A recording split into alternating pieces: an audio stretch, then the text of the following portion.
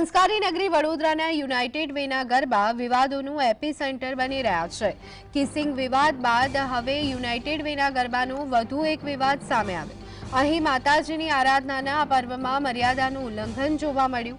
અહીં ગરબા દરમિયાન દુષ્કર્મના આરોપી વિલ્સન સોલંકીએ મર્યાદા ભૂલી પોતાની પત્ની સાથે જાહેરમાં અશ્લીલ હરકતો કરી હતી। વિલ્સન સોલંકીની જાહેરમાં અશ્લીલ હરકતના ફોટા વાયરલ થયા છે। મહત્વનું છે કે વિલ્સન સોલંકી ભાજપનો પૂર્વ કાર્યકર છે અને તેના પર સગીરા પર વારંવાર દુષ્કર્મ આચરવાનો પણ આરોપ છે। એક સંતાનના પિતા વિલ્સન સોલંકીએ 15 વર્ષીય સગીરાને પોતાની હવસનો શિકાર બનાવી હતી। સગીરા પર દુષ્કર્મ કેસમાં આરોપીની હવે યુનાઇટેડ વેના ગરબામાં જાહેરમાં અશ્લીલ હરકતથી સમાજમાં રોષ જોવા મળી રહ્યો છે। જો કે આ વાયરલ પોસ્ટનો જીએસટીવી સાથે કોઈ જ સંબંધ નથી।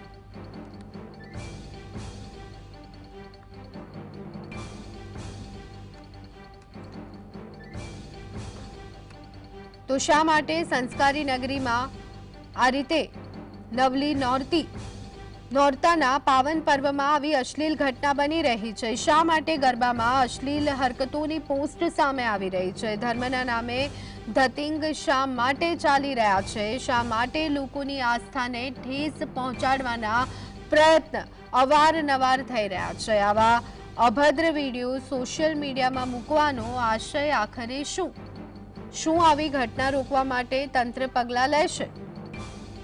પોલીસ ક્યારે કરશે આ મુદ્દે કડક કાર્યવાહી?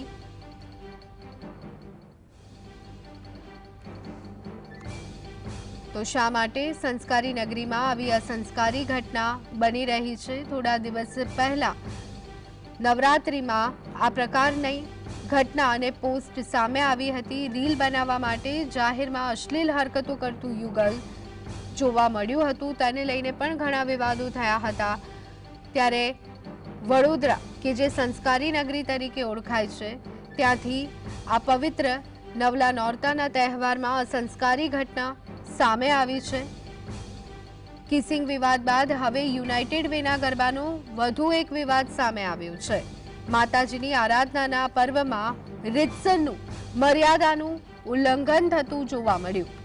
અહીં ગરબા દરમિયાન દુષ્કર્મના આરોપી વિલ્સન સોલંકી મર્યાદા ભૂલી ગયા અને પોતાની પત્ની સાથે જાહેરમાં અશ્લીલ હરકતો કરતા જોવા મળ્યા। તો આ વિલ્સન સોલંકી પર 15 વર્ષની સગીરા પર દુષ્કર્મ આચરવાનો પણ આરોપ લાગ્યો છે।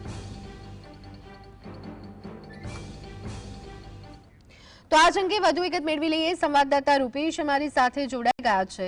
રૂપેશ, યુનાઇટેડ વેના ગરબા પહેલેથી જ વિવાદમાં, ત્યારે વધુ એક અશ્લીલ હરકત સામે આવી છે।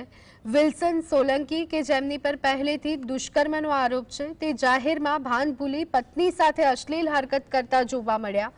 શું વિગતો? જી, આ વડોદરા સંસ્કારી નગરી છે, એના ગરબા વિશ્વ વિખ્યાત છે। આ વડોદરાની સંસ્કારી તને લજવે તેવા એક પછી એક કિસ્સા બની રહ્યા છે। આયોજકો માટે બી ચિંતાનો વિષય બન્યા છે, કારણ કે હજારોની સંખ્યામાં લોકો આવે તો કોઈને સાચવી નથી શકતું।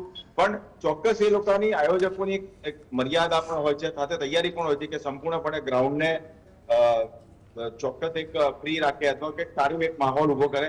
પરંતુ કેટલાક આ પ્રકારના તત્વો જે ગ્રાઉન્ડની મર્યાદા ભૂલી ને ગ્રાઉન્ડને બદનામ કરતા હોય છે, હિન્દુ પર્વોને તહેવારોને ધાર્મિક લાગણી દુભાય તેવા કૃત્યો કરતા હોય છે।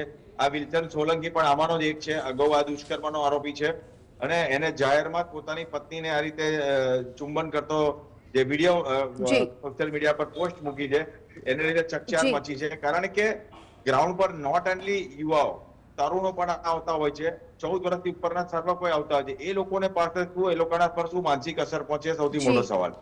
પોતે તો આ રીતે આવું કરીને મૂકી દે છે, પરિણીત છે કરીને મૂકી દે, પણ લોકો પર શું અસર પડે છે એમને એનું બી ધ્યાન રાખવાનું કે એમના પણ દીકરા દીકરી છે, એમના પણ પરિવારના સભ્ય છે, એ પણ મોટા થશે, એ પણ આ જોશે તો શું આ કલ્ચર શીખશે? ઘરમાં આ કલ્ચર શીખશે?